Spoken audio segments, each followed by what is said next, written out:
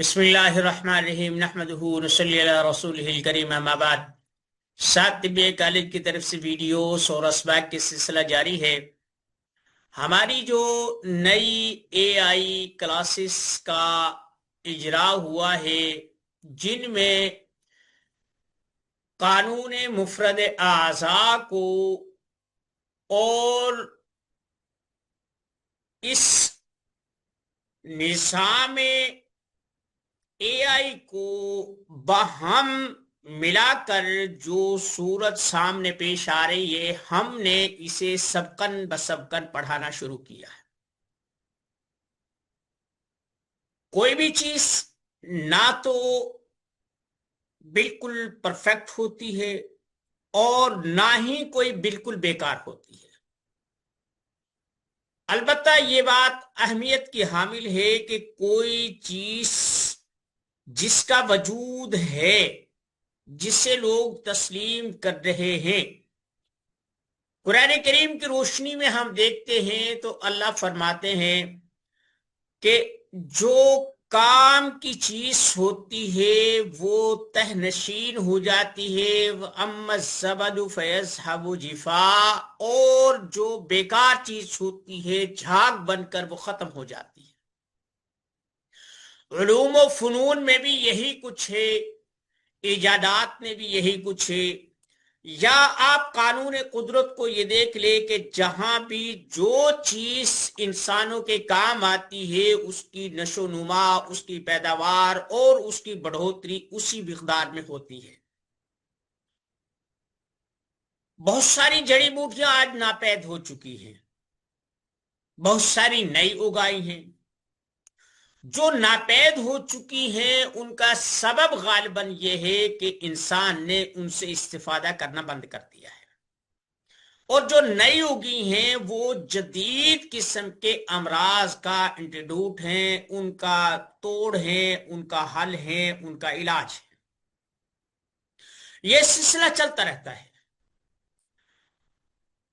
ہم نے کچھ چیزیں ایسی کی ہے کہ جنہیں آپ اے آئی کی مدد سے سمجھ سکتے ہیں۔ مثلا نبض ہے، اسے بہت سارے انداز میں حکماء نے سمجھایا، بہت ساری چیزیں اس انداز کی ہیں۔ پھر جسمانی نظام ہے، اسے بہت اچھے انداز میں انہوں نے سمجھایا، اور بلا شبہ ایک نایاب قسم کی انہوں نے یادداشتیں چھوڑی، اپنا علمی ورثہ چھوڑا۔ لیکن آج لوگ اتنا وقت نہیں رکھتے، مصروفیت زیادہ ہو گئی ہے کہ وہ ضخیم کتابیں پڑھیں۔ مثلا صابر ملتانی علیہ الرحمہ کی کلیات جو 800-900 صفحات سے بھی زیادہ پر محیط ہے، کون پڑھے گا؟ کس میں اتنی استعداد ہے یا کتنا وقت ہے کسی کے پاس کہ ان کا مطالعہ کرے؟ خیر، بات ہو رہی تھی کہ جو ہم نے اے آئی کلاسز شروع کی ہیں، ان کی اہمیت کیا ہے اور یہ چیزیں ہمیں کیسے کام دے سکتی ہیں، یہ ہے اصل مسئلہ۔ ہم نے جو چیزیں بنائی ہیں اور جو چیزیں کی ہیں، ان میں آپ ادویات کی تیاری ہے، نبض دیکھنے کی صلاحیت ہے، قارورہ دیکھنے کی صلاحیت ہے، یا مزاجوں کی درجہ بندی ہے، نبض کا اتار چڑھاؤ ہے، نبض کہاں سے کیسے کس انداز میں اپ ڈاؤن ہوتی ہے، یا کس انداز میں قارورے کا رنگ بدلتا ہے، انسانی چہرے کے تاثرات کس کس تحریک میں کون کون سے نمایاں ہوتے ہیں۔ یہ تمام چیزیں ایسی ہیں کہ جن پر بہت زیادہ کام کرنے کی ضرورت ہے۔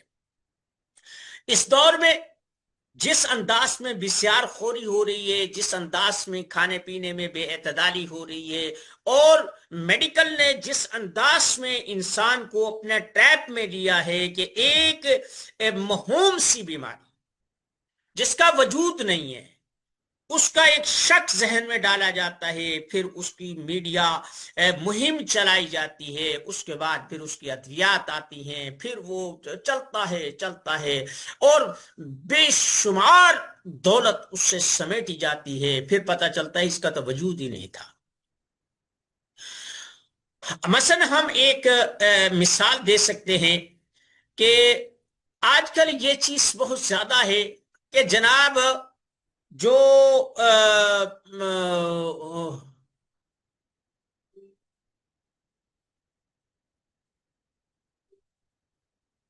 فلاں آدمی کو دوا کا ریئیکشن ہو گیا، آج ہم اس پر بات کریں گے۔ یا آپ کہتے ہیں کہ جناب جو فلاں آدمی نے دوا استعمال کی تھی اس کا ریئیکشن ہو گیا۔ یا آپ یوں کہہ سکتے ہیں کہ بھائی جو جس آدمی نے کشتہ دیا تھا یا جس آدمی نے اسے دوا دی تھی، اسے وہ دوا لڑ گئی۔ کیا ہوا؟ اسے وہ دوا لڑ گئی ہے، لہذا اسے اس کا حل جو ہے وہ ضروری دیا جائے اور اسے اس کا علاج کیا جائے۔ اب یہ ہے کیا؟ سب سے اہم بات یہ ہے کہ دیکھیں، ریئیکشن کسی نہ کسی انداز میں ہوتا ہے۔ یہ ہوتا کیا ہے؟ یہ کسی ایک علاج کے ساتھ وابستہ نہیں ہے، بلکہ جتنے بھی طریقے علاج ہے سب میں ہوتا ہے۔ اس کی ہم کچھ وضاحت بیان کرنے کی کوشش کریں گے کہ مثلا جو ریئیکشن ہوتا ہے، یا سادی سی جھٹکی زبان میں آپ یہ کہہ لیں کہ جناب جو دوا ہے وہ مافک نہیں آئی، اس نے تکلیف کو بڑھا دیا، مرض کی علامات مزید بڑھ گئی ہیں، مریض زیادہ تنگ ہو گیا ہے۔ دیسی طریقہ علاج میں بھی ایسا ہی ہے، ایلوپیتھک میں بھی ایسا ہی ہے، اور جتنا بھی کوئی کام ہے لوگ کہتے ہیں کہ جناب ہومیوپیتھک یہ بے ضرر ہے۔ نہیں، ایسا نہیں ہے، یہ ایک مغالطہ ہے۔ کسی نہ کسی چیز کا بھی کوئی نہ کوئی جسم میں جا کر ریئیکشن ہوتا ہے۔ دیسی علاج میں جس طرح دوا استعمال کی جاتی ہے اس کا ایکشن اور ریئیکشن ہوتا ہے، اسی طریقے سے ہومیوپیتھک کا بھی ایکشن ریئیکشن ہوتا ہے۔ گو کہ اس کا جو طریقہ کار ہوتا ہے وہ ذرا آسان اور ہلکا ہوتا ہے، اس وجہ سے لوگ کہتے ہیں جناب یہ تو بے ضرر دوا۔ بے ضرر کوئی چیز نہیں ہوتی، بلکہ ایسا ہوتا ہے کہ ہر چیز اس کا کچھ نہ کچھ وجود ہوتا ہے۔ اب دیکھیں، جو معالج یہ کہے کہ اس دوا کا کوئی مضر اثر نہیں ہے، کھا لیا فائدہ ہو گیا وگرنہ نقصان نہیں ہے، یہ جھوٹ ہے۔ بھائی اگر اس کا نقصان نہیں ہے تو وہ بیکار محض ہے۔ جب وہ آپ کو فائدہ دینے کی طاقت رکھتی ہے تو وہ نقصان دینے کی طاقت کیوں نہیں رکھتی؟ اگر کسی چیز کا فائدہ ہے تو اس کا مخالف، اس کی مخالف سمت اور اس کا مخالف اثر جو ہے وہ نقصان ہے۔ ہم اس چیز کو یوں کہہ سکتے ہیں کہ ایک آدمی نے انجیکشن لیا، اس کی حالت خراب ہو گئی کہ انجیکشن لڑ گیا۔ اب یہ اس کی حقیقت کیا ہے؟ اب میں آپ کو کچھ سادی سی زبان میں اور مفرد اعصاب کی روشنی میں یہ بات سمجھاتا ہوں۔ مثلا دیکھیں، ایک آدمی کو اعصابی بیماری ہے، اعصابیت زوروں پر ہے، نزلہ، زکام، بخار، چھینکے اور دست لگے ہوئے ہیں، یا یوں لگا لے شوگر اس کے عروج پر ہے۔ ایسے آدمی کو آپ دودھ کا پیالہ دے دیں تو اسے مارنے کی کوشش ہے، یعنی وہ ٹھنڈا دودھ جو ہے اس کی مزید اعصابیت بڑھا دے گا اور مریض تنگ ہو جائے گا۔ یعنی اس کے جسم میں پہلے ہی اعصابیت شروع پر ہے تو اب مزید اعصابیت جو ہے وہ جسم برداشت نہیں کر پا رہا، اب تڑپنا شروع ہو جائے گا، مریض کا حال بے حال ہو جائے گا۔ یہ مسلمہ بات ہے۔ آپ کسی بھی ملک، کسی بھی قوم، کسی بھی تہذیب، کسی بھی خطے میں چلے جائیں، کسی بھی قوم و ملت سے آپ بات کر لیں، گوشت، دودھ اور گھی یہ مسلمہ طور پر مقوی چیزیں ہیں، کوئی انہیں خراب نہیں کہتا۔ لیکن دیسی گھی کا اثر غدی ہے.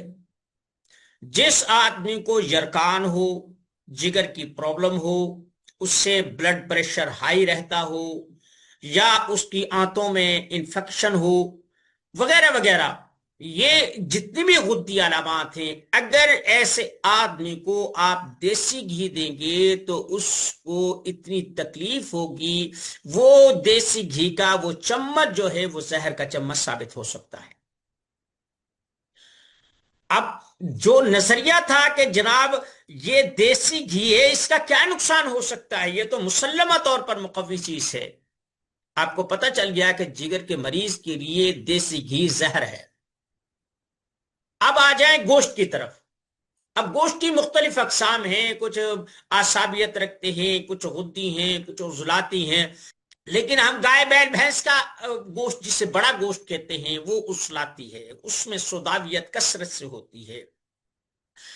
ایک قبض کا مارا ہوا آدمی ہے، ایک جسم کے سکڑاؤ کا مریض ہے، اور اس سوداویت اس کی عروج پر ہے، تیزابیت سے اس کا جسم بھرا ہوا ہے، قبض ہے، بواسیر ہے، یا اسی قسم کی اور بہت ساری چیزیں ہیں. اب اسے آپ بڑا گوشت کھلا دیں، بالخصوص اسے گوشت کی کڑھائی کھلا دیں، تو اس سے بیٹھے بیٹھے جو ہے نا مرض کے حساب سے یا جو اس کی تحریک ہے اس کے حساب سے، اس مواد کے حساب سے اسے فوری طور پر یا خون چھوٹے گا، یا اس کو خون کی الٹی آ سکتی ہیں، ناک سے، کان سے، کسی بھی جسم سے خون جاری ہو سکتا ہے، ایسی عورت کو حمل ضائع ہو سکتا. اب گوشت ہے اس سے کیا نقصان ہے، لیکن وہ سودا پہلے ہی بڑا ہوا ہے، اس جسم میں تیزابیت کی پہلے کثرت ہے، اس گوشت سے پیدا ہونے والی جو تیزابیت ہے اس جسم کے بس سے باہر ہے، اور وہ آدمی تڑپنے لگے گا.